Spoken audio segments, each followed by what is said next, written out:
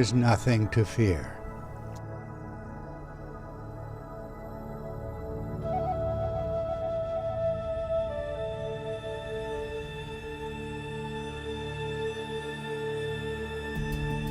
A mythic archetype is a broadly distributed pattern of ancient storytelling and magical reenactment. In the past century, cross-cultural studies have identified hundreds of archetypes, and our own study has added many themes to the list.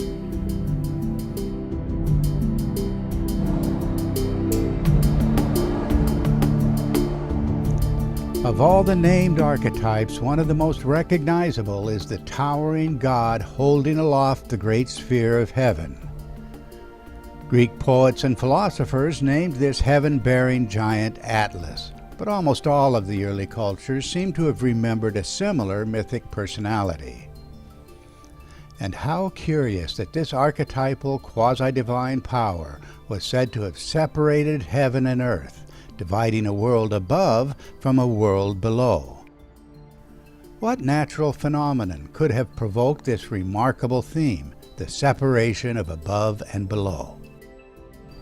Our claim in these discourses is that extraordinary natural events occurring just prior to the emergence of the great civilizations sparked an outpouring of creative activity and commemorative rites, all encoding a universal human experience.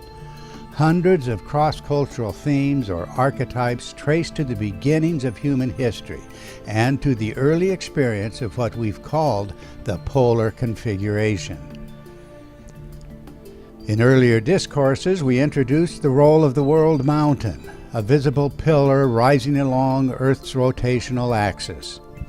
In response to this awe-inspiring presence, the early cultures consecrated sacred hills and holy mountains as special symbols of a formerly witnessed cosmic column. And they invested massive labors in monumental construction, all commemorating the celestial home and resting place of an ancestral god. In fact, the theme of the world mountain converges globally with another theme, the cosmic giant bearing aloft the sphere of heaven.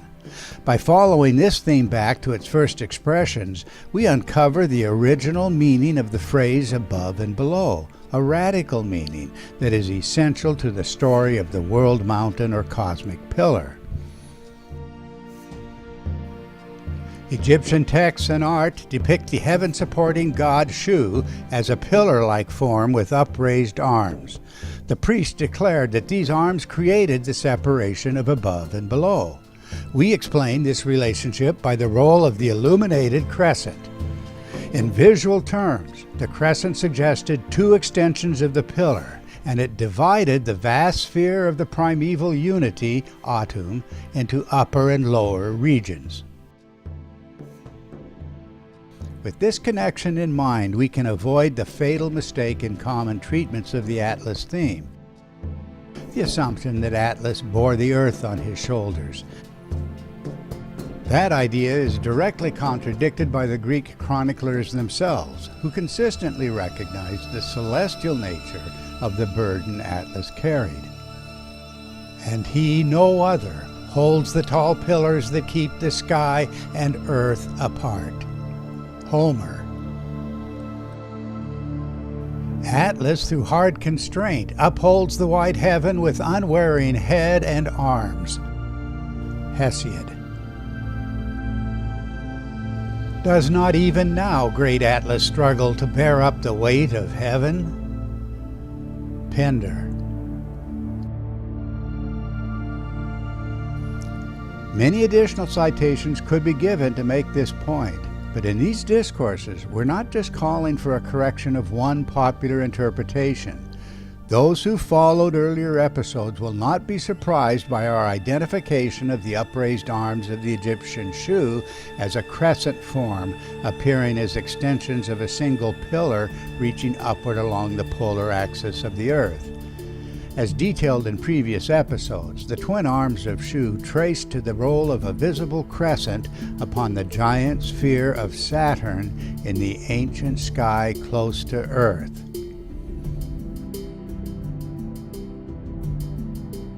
language takes its meaning from the early phase of the polar configuration as it emerged from the undifferentiated ambient glow of an earlier time. In this earlier phase, the dusty plasma medium through which the gathered planets moved diffused and softened our sun's natural illumination of these bodies. The arrival of this crescent was a widely celebrated event.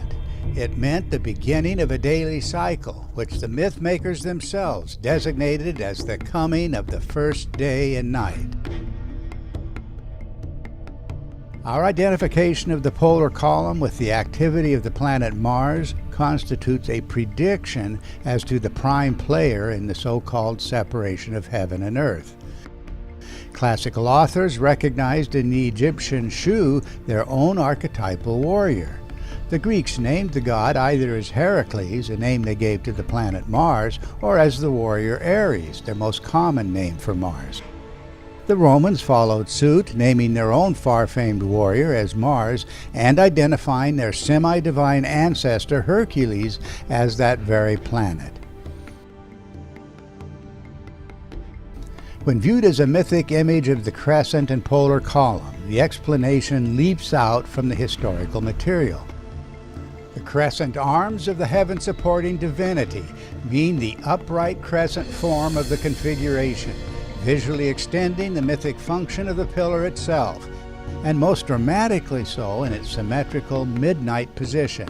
That was the most celebrated moment in the ancient day. This archaic day began at sunset when the sky darkened and the planetary configuration continued to grow brighter, reaching its peak brightness at midnight.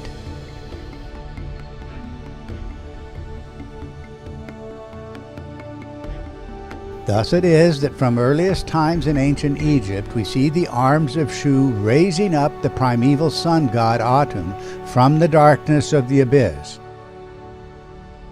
When Atum declares, "I do not fall on account of Shu," it is the pillar and twin arms of Shu that give concrete meaning to the language. The cosmic perch and resting place of the primeval sun god Atum, as noted in our previous episode, is the pillar of the sky, its function emphasized by the twin arms of Shu. The two extensions of the cosmic pillar and the two peaks of the world mountain mean precisely the same thing. As presented in Egyptian sources, the creation story focuses on the separation or holding apart of two regions typically mistranslated as heaven and earth. The Egyptian priests knew Atum as the primeval unity, meaning the one, the all. In the creation events, through the activity of Shu, this unity gave way to profound differentiation, into a duality. What was then seen from Earth as the extended, upright arms of Shu produced the visual appearance of a division, a formerly unified whole divided into regions above and below. Thus our explanation of the pillar god's two most vital functions, as the stable support of Atum and as the ancient power that created the so-called separation of heaven and earth.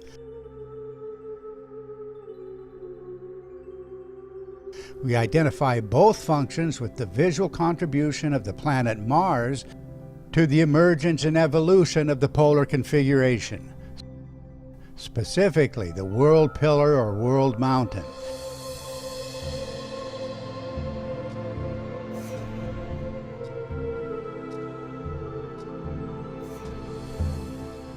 Of course, distance from these events over time allowed the concepts to drift away from things originally seen.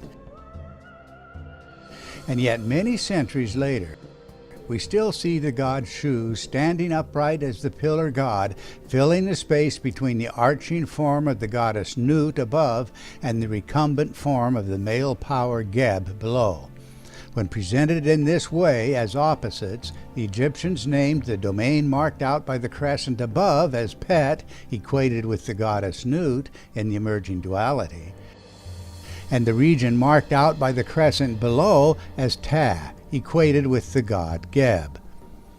But in the absence of anything presently observed in the sky, the translators render the upper region of the sphere as heaven and the lower region as earth, introducing contradictions that could only confuse these Egyptian concepts. For any reliable interpretation, the reference must be considered in their archetypal, original, and testable contexts. For us, the objective contexts mean concrete forms in the sky and concretely experienced natural events reconstructed from the deepest cross-cultural agreement. In fact, as we intend to show in the episodes to follow, every archetype relating to the so-called separation of heaven and earth will fall into place as predictable themes within the context of this reconstruction. As you follow these discourses, you can assess this testability for yourself as we continue surveying the entire panorama of ancient myths, symbols, and sacred practices. The most critical themes are, firstly, an original, undifferentiated condition or absence of form, and secondly, an emerging geometry of creation with specific regions above and below, and thirdly, a central role of the archetypal warrior hero as the cosmic pillar personified, filling the role of the demiurge, a primeval power executing a divine or intelligent plan. Thus, the role of the cosmic warrior was paramount. The separation of above and below was, in fact, the warrior god's first achievement, even before he had earned his title as warrior god.